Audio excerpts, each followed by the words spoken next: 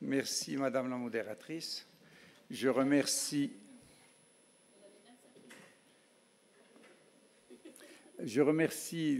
tous les amis de Fox de m'avoir invité et convié à cette réunion importante.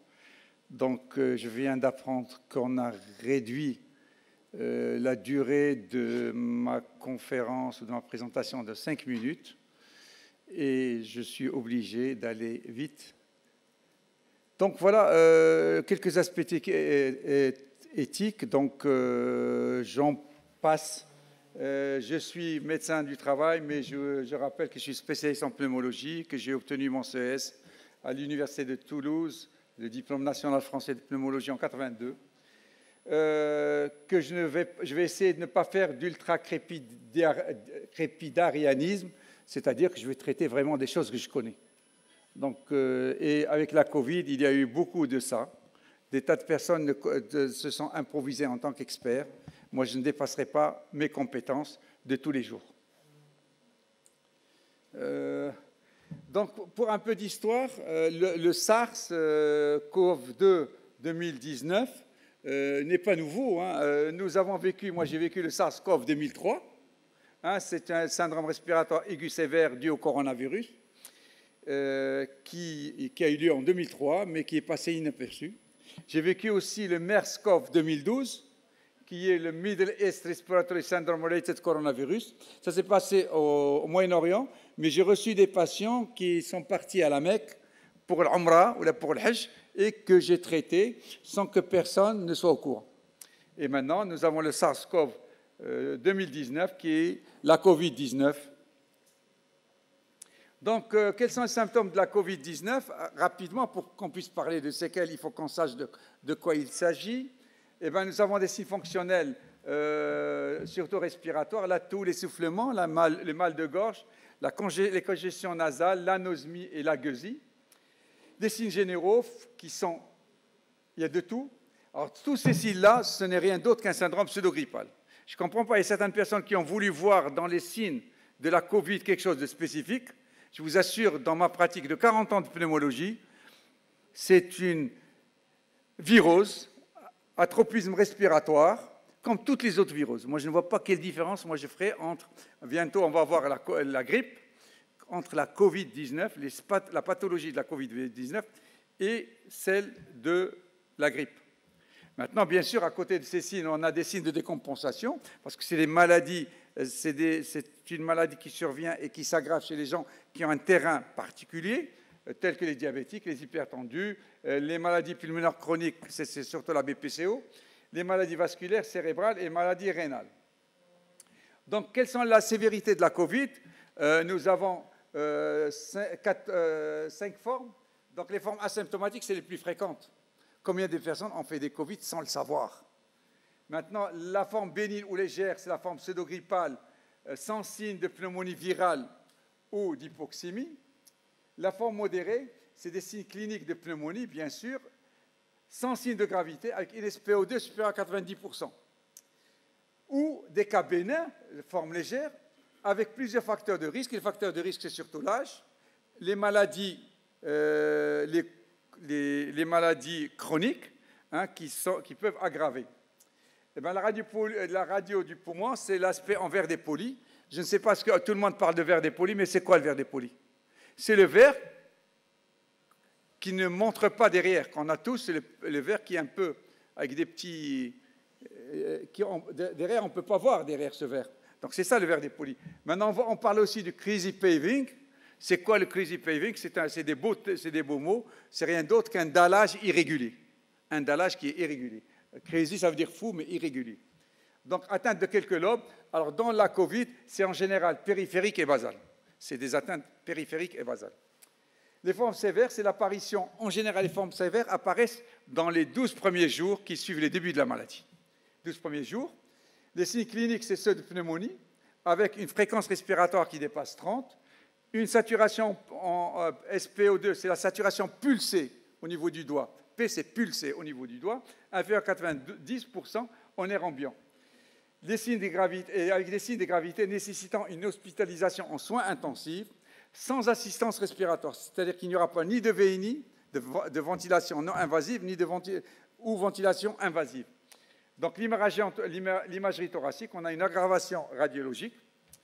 Et dans les formes critiques, c'est le syndrome de détresse respiratoire aiguë qui nécessite une assistance respiratoire en réanimation ou en soins intensifs, non invasifs, c'est la VNI, ou invasive, on va intuber la personne. Donc cette courbe m'est très chère et je veux absolument que vous compreniez cette courbe. C'est pour ça que c'est cette histoire de SPO2, hein, SPO2, 90%. Pourquoi 90%? C'est dommage que je n'ai pas comment vous indiquer, parce que je n'ai pas de... Vous avez voilà, quelque chose pour... Tu l'as, alors montre-moi. Si on arrive à comprendre ça, c'est l'essentiel pour moi. Voilà, dans cette communication. Regardez. Ici, c'est la courbe. Pardon. Voilà. Cette courbe, c'est la courbe de dissociation de l'oxygène. C'est ce que vous voyez là. En fonction de... Voilà. En fonction de la pression partielle en O2. En général, quand on parle de PaO2, en fait, c'est une pression partielle de O2. C'est selon la loi de Henry. Donc, en fonction du pourcentage, on a une pression. Donc, cette courbe, regardez, on a un point qui est là. Regardez. Là, on est sur une saturation de 90%. Vous voyez? Et la pression partielle en oxygène est de 60 mm de mercure. Au-dessus de cette partie-là, regardez la courbe, qui est une courbe en S.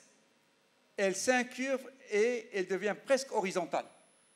C'est-à-dire que lorsqu'on passe d'une pression partielle d'oxygène de 60 mm de mercure à 90 mm de mercure, 100 mm, qu'est-ce qu'elle fait la saturation? Elle passe de 90 à 96, 97. C'est-à-dire une augmentation de 60 mm de mercure ne s'accompagne qu'une augmentation de 7% de la saturation. Et à partir de là, regardez, la courbe va devenir raide et presque verticale.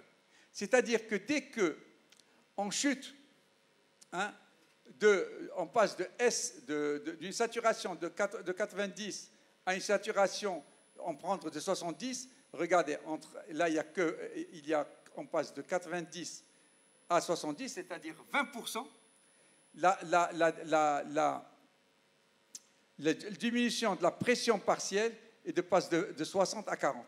C'est-à-dire que lorsque la pression passe de 40 à 60, la saturation augmente de 20 aussi. Par contre, ici, lorsqu'on passe de 60 à 100 mm de mercure, la saturation n'augmente que de 90%. Ce point est un point stratégique pour les médecins généralistes. Dès que vous avez une personne qui sature à 90, déjà, il est en hypoxie. Il faut l'adresser au spécialiste. Ne le gardez pas. Et ça, c'est grâce à l'oxymètre. Avec un oxymètre, quelqu'un qui sature à 90, envoyez-le au spécialiste et le spécialiste doit l'hospitaliser le plus tôt possible. Parce qu'il va vite dégringoler. Par contre, on a pris une autre valeur, qui est le comité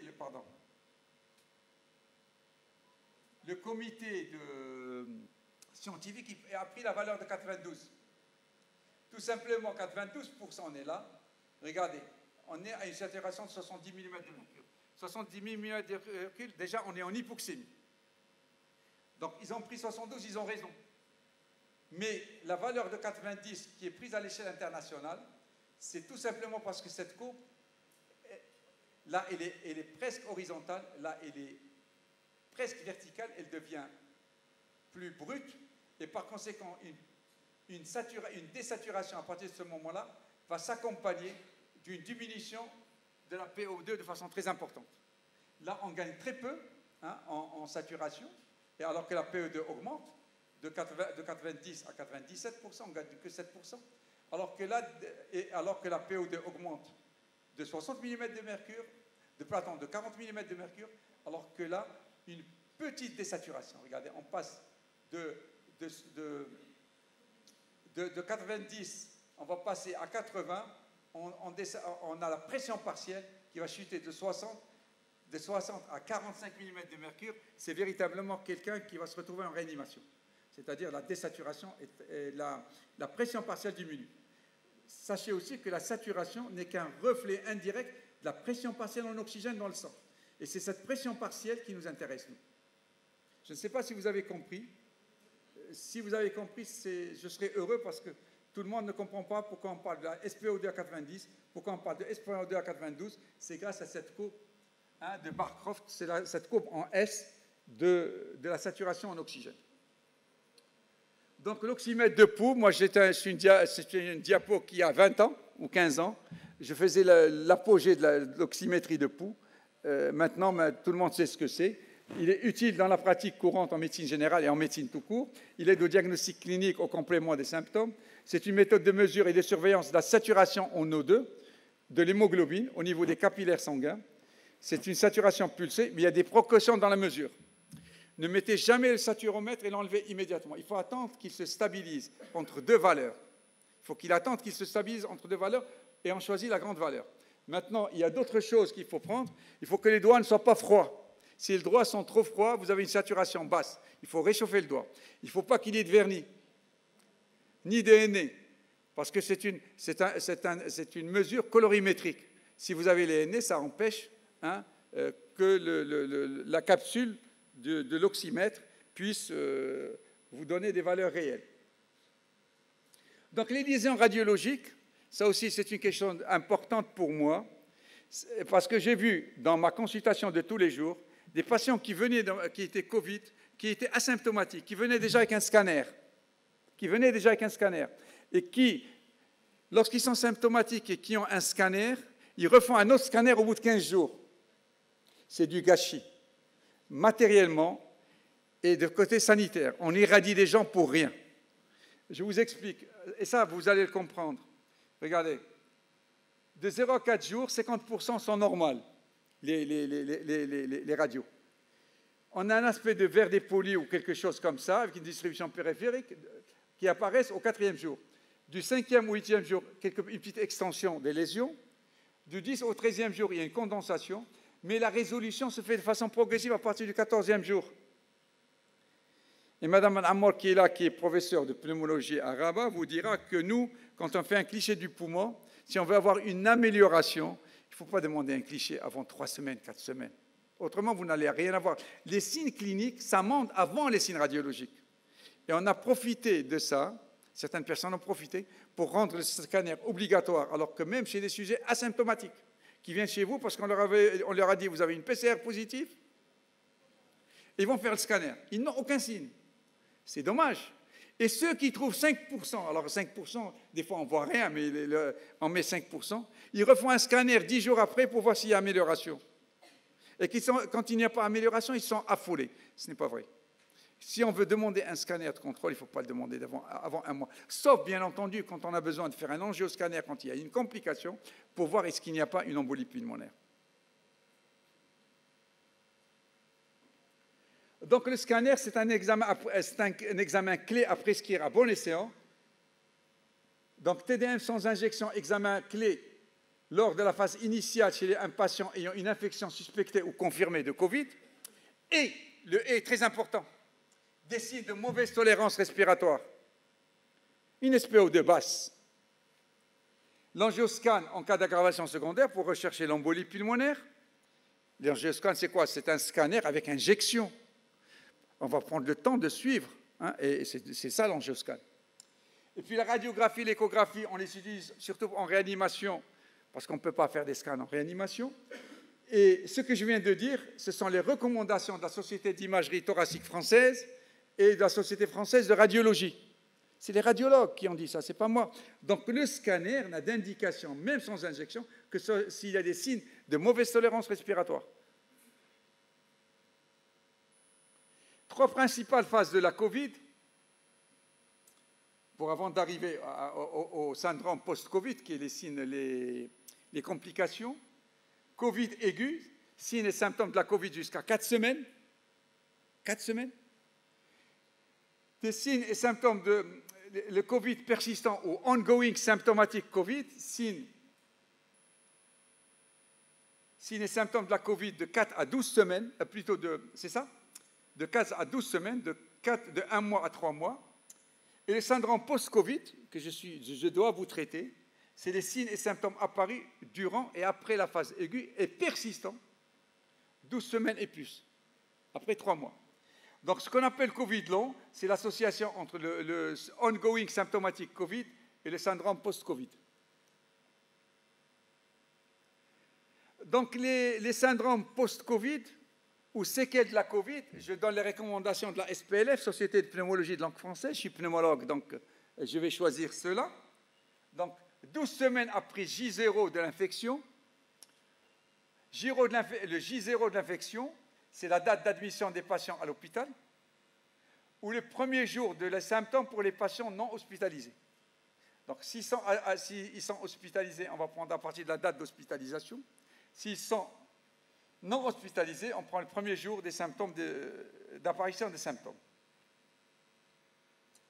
Donc, le syndrome post-Covid ou séquelles de Covid, on a les symptômes fonctionnels respiratoires persistants, dyspnée, tout, les séquelles parenchymateuses interstitielles, les séquelles pulmonaires thromboemboliques, la respiration dysfonctionnelle, les séquelles cardiaques, musculo-squelettiques dues surtout au déconditionnement, neuropsychiatrique, c'est le syndrome post-traumatique, c'est un traumatisme, et puis neurologique. Symptômes fonctionnels respiratoires persistants, dyspnée et tout. Nous avons un certain nombre d'études qui ont tous montré qu'il y a au moins un symptôme persistant, et vous voyez les chiffres changent en fonction des études. La dyspnée vient en tête avec des pourcentages différents en fonction des études.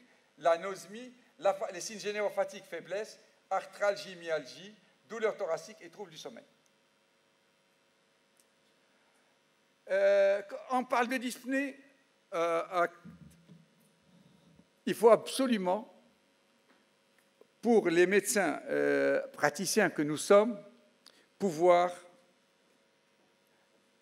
évaluer cette dyspnée. On ne peut plus parler de dyspnée, il faut l'évaluer. Et nous avons une classification qui s'appelle c'est le NMRS, RC, je vous dirais, le Medical Research Council modifié, voilà, c'est américain. C'est Medical Research Council, c'est anglo-saxon. Donc nous avons le stade 0, c'est pas de dyspnée, sauf en cas d'effort physique important. Stade 1, dyspnée lors de la marche rapide sur terrain plat ou en pente légère. Stade 2, dyspnée lors de la marche sur terrain plat en suivant quelqu'un de son âge, c'est important. Ou dyspnée obligeant à s'arrêter pour reprendre son souffle en marchant sur terrain plat à son propre rythme. Stade 3, dyspnée obligeant à s'arrêter pour reprendre son souffle après quelques minutes ou une centaine de mètres sur terrain plat.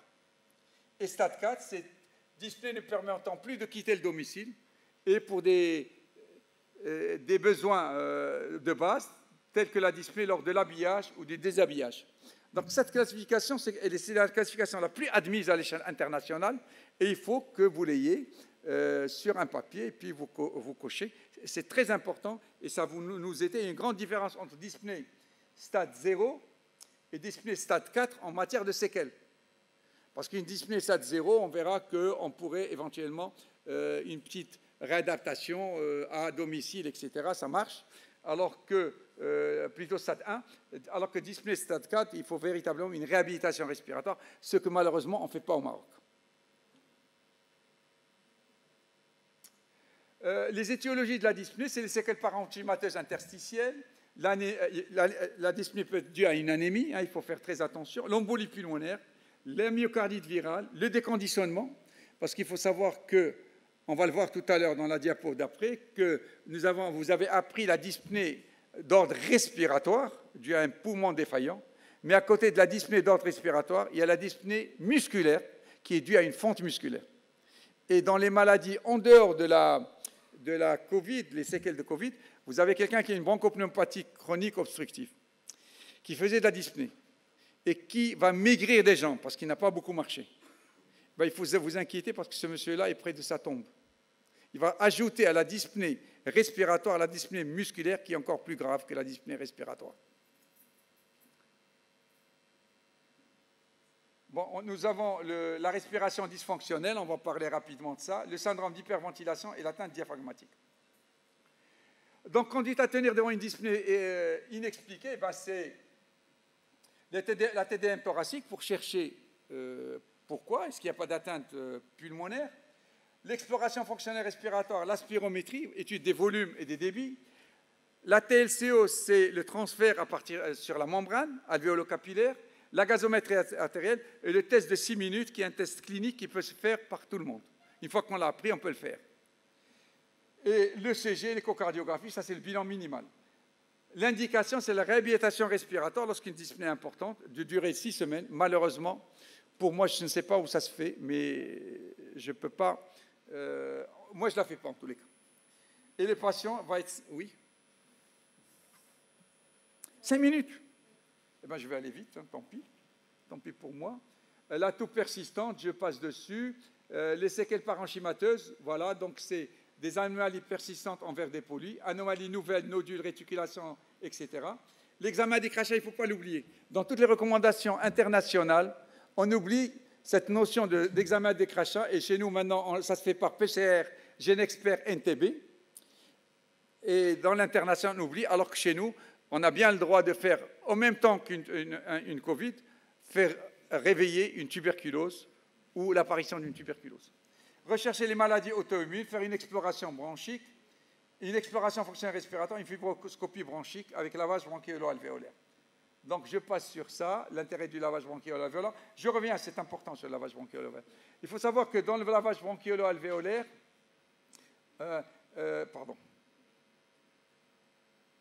dans le lavage bronchiolo-alvéolaire, ça donne une orientation diagnostique. Un lavage bronchiolo-alvéolaire lymphocytaire, il faut penser à la pneumonie covidienne, surtout lorsqu'il y a des lymphocytes et des monocytes. Neutrophiles, c'est les pneumonies bactériennes de surinfection. Alors, savoir que pour le lavage bronchiolo-alvéolaire, il y a une numération formule du lavage bronchiolo-alvéolaire, comme la numération formule sanguine. Je le dis pour ceux qui ne savent pas, pour le lavage bronchiolo-alvéolaire, il y a une numération formule, comme la numération formule sanguine. Je passe, je n'ai pas le temps. Les séquelles parenchymateuses, le bilan à faire, TDM, l'examen, ça a été dit, tout ça, maladie sanguine, etc. Donc, qu'est-ce que je fais là? Je crois que ça revient vers l'avant, je ne sais pas ce qui se passe. Il s'est inversé. Il s'est inversé. Donc, l'exploration fonctionnelle respiratoire, si je termine ça, ça serait bien, c'est de savoir que l'hématose, l'échange, la sortie du gaz carbonique et l'entrée d'oxygène comporte 4 étapes. La première étape, c'est l'étude de la ventilation pulmonaire assurant le relèvement de l'air alvéolaire. Il est exploré par spirométrie, c'est le volume et les débits. La deuxième étape, c'est le transfert de gaz de part et d'autre de la membrane alvéolo-capillaire. Donc, c'est la barrière R100, explorée par le transfert de CO.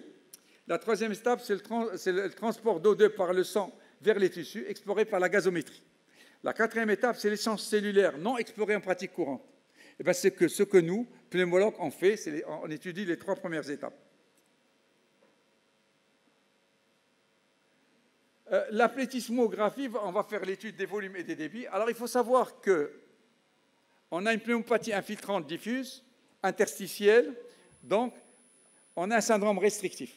Alors, le syndrome restrictif, sachez-le, quiconque vous parlera d'un syndrome restrictif sans vous donner la capacité pulmonaire totale, vous raconte des histoires. Il faut mesurer la capacité pulmonaire totale. C'est quoi la capacité pulmonaire totale? C'est la somme de tous les volumes pulmonaires. Elle doit être réduite. Et vous le comprenez très bien, dans le syndrome interstitiel, imaginez-vous un ballon qui était gonflé et qui se dégonfle. Le volume va diminuer. Donc, ou là, une surface qui va diminuer. C'est ça le syndrome, c'est ça la pathologie parenchymateuse interstitielle. C'est la surface et le volume du poumon. Donc, c'est automatiquement... C'est la capacité pulmonaire totale. Capacité pulmonaire totale, syndrome interstitiel, diminue. Et puis, on a une altération des échanges gazeux parce que la membrane alvéolo-capillaire va s'épaissir et on a le transport de monoxyde de carbone qui va être diminué, une TLCO basse. Et ça, il faut absolument mesurer ça pour pouvoir parler de séquelles parenchymateuses. Donc tout ça, ça s'inverse, hein, votre histoire s'inverse. Alors ça aussi, il faut le savoir, très important, la gazométrie. Nous avons des valeurs normales. La PaO2, elle doit être entre 85 et 100. La PaCO2 entre 38 et 42. La saturation entre 96 et 97. Et voilà les valeurs anormales. Ce qui m'intéresse, c'est celle-là. Hein, je vais vous la montrer. Pardon, qu'est-ce que je fais là? Les valeurs anormales, les voilà. Donc, une PaCO2 inférieure à 35 mm de mercure, on parle d'hypocapnie. Supérieur à 45, hypercapnie. Pourquoi l'hypercapnie est pas importante? Parce que lorsqu'on demande une oxygénothérapie et que chez une personne qui a une hypercapnie, c'est même une contre-indication. On ne peut pas faire d'oxygénothérapie sans faire de VNI pour chasser l'excès de gaz carbonique. Donc voilà. Donc, ben j'arrête. J'ai commencé à quelle heure? J'ai consommé mes 30 minutes? Eh ben j'étais mauvais. Donc voilà. Non, pas du tout. Et vous essayez de vous rappeler ces deux choses-là, qui sont là. SaO2 égale 92%, c'est la valeur qui a été préconisée par le comité d'experts. On a la PaO2 qui est 70 mm de mercure. Déjà, on est en hypoxie.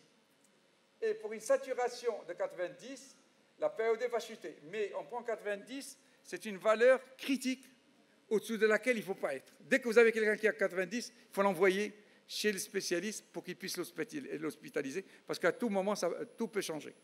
Donc, je vais juste terminer par dire quelque chose qui me semble important. Tout ça, regardez, tant pis pour moi, j'ai été pas bon. Qu'est-ce que je fais là? Je vais dans tous les sens. Votre truc ne marche pas, je vais dans tous les sens. Je vous assure que... Attendez. Alors, je termine par... Alors là, c'est la spirale des conditionnements. Quelqu'un qui a une pathologie respiratoire chronique, la dyspnée, sédentarisation, déconditionnement, myopathie, aggravation de la dyspnée générale par la dyspnée musculaire, et puis ça s'accompagne d'une anxiété, d'une peur de bouger, et puis une dépression et une réduction et un effondrement de la qualité de vie. On y va, on y va, on y va. Je terminerai juste parce que ça, je voulais dire quelque chose. Mais non, il y a quelque chose qui ne marche pas dans votre truc. J'étais habitué à avoir l'ordinateur devant moi. Attendez. Je pouvais facilement, voilà. Alors voilà ce que je voulais dire. Pour moi, c'est important. Je vous assure que cette diapo ne date pas de la Covid. C'est une diapo que je fais toujours à mes étudiants en médecine du travail, à la fin du cours sur la vaccination. Et ce monsieur qui s'appelle Potkin, c'est un professeur de virologie, qui était rédacteur en chef de la revue Clinical and Vaccine Immunology, éditée par la Société française de virologie, qui a toujours dit, à l'exception de l'eau potable, il n'y a rien d'autre, même pas les antibiotiques, qui a un effet si important sur la réduction de la mortalité dans le monde. Vaccination, vaccination, vaccination, tout ce qu'on dit, c'est du délire. Vaccinons-nous et faites vacciner les autres. Merci, professeur Al-Araqi.